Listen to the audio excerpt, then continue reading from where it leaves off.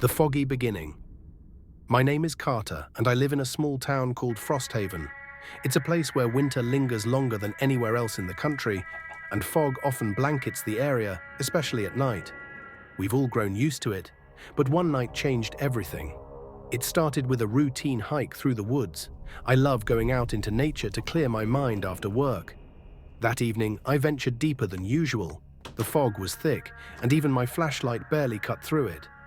As I walked further, I began to notice an unsettling silence around me. No rustling leaves, no chirping crickets, no footsteps from animals.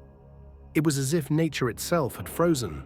That's when I spotted them, the enormous footprints. They were about the size of my backpack and looked like they'd been made by something incredibly large. At first, I thought maybe a fallen tree or some unusually large animal had left them. But as I found more prints leading deeper into the forest, I realized this was something else entirely. Something ancient and dangerous. Chapter 2. First Encounter. The next day, I returned to the same spot with a camera to document what I'd seen. Following the trail led me to a massive stone obelisk hidden among the trees. It was covered in moss, but strange symbols carved into its surface glowed faintly under my flashlight beam.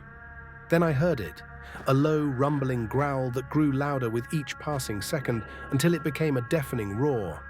Turning around, I froze in terror as a figure towering 10 meters above me emerged from the mist. Its skin was gray, like old bark, and its eyes glowed red. It stood motionless, staring at me, and I couldn't move. "You... one of them," it rumbled, its voice echoing across the forest. Then it stepped back into the fog and disappeared as though it had never been there. Shaking, I ran home and spent the entire night watching out the window. Chapter 3. Disappearances. After that encounter, strange things began happening in Frosthaven. People started disappearing without a trace. First, it was tourists who wandered too far into the woods, then local residents. The police conducted searches but found nothing, not even clues. Only massive footprints scattered throughout the forest, which no one wanted to connect to anything real. One evening, I received a message from my friend Evan, who worked at the park on the outskirts of town. "Carter, you need to see this," he wrote. When I arrived, Evan showed me several ancient tools made of stone and metal. They were far too big to have been crafted by human hands. "I think these belong to whoever's behind the disappearances," Evan said, "but that's not all." He pulled out a photo taken by one of the park cameras. It showed a massive shadow moving between the trees. I instantly recognized its outline. It was the same giant I'd encountered in the woods. Chapter 4. Urban Legends. We dug deeper into the history of our town. Turns out, there are plenty of legends about ancient giants who once roamed this land. According to the stories, they were forced into hiding when humans began settling here. But now, centuries later, they've returned. They're not just reclaiming their territory, Evan theorized, they're hungry. In an old library book, we discovered that giants fed on human flesh, considering us little more than tasty snacks. This revelation sent chills down my spine. When we tried to warn the rest of the town, no one believed us. "It's just urban legends," they said, but belief turned to fear when an entire class of schoolchildren vanished during a field trip the next day. Chapter 5. The Trap. To protect ourselves, we devised a plan. We decided to set up cameras throughout the forest, hoping to capture evidence of their presence. One night, one of the cameras recorded something horrifying.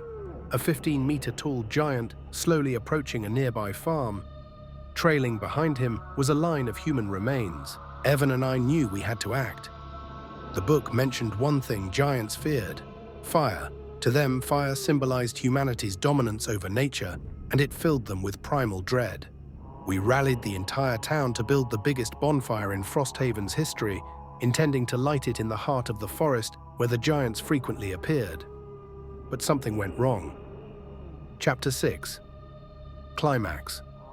As we reached the clearing, the giant was already waiting for us. He was even taller than the ones I'd seen before, his glowing red eyes piercing through the darkness. "You, again," he thundered, shaking the ground with every word. Panic surged through the crowd as people scrambled to ignite the fire, but the lighters refused to work. The air grew colder and shadows stretched unnaturally long.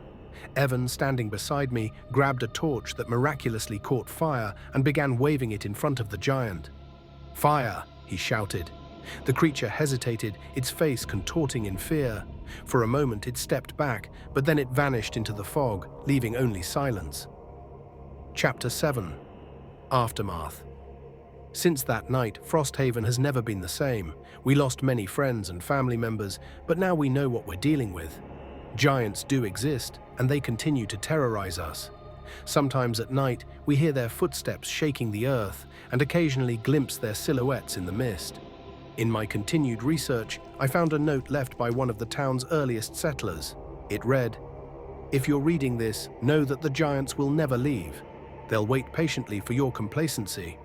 Today we light fires every night to keep them at bay, but I know it's only a temporary solution. The giants are still out there, lurking in the fog, waiting for their chance.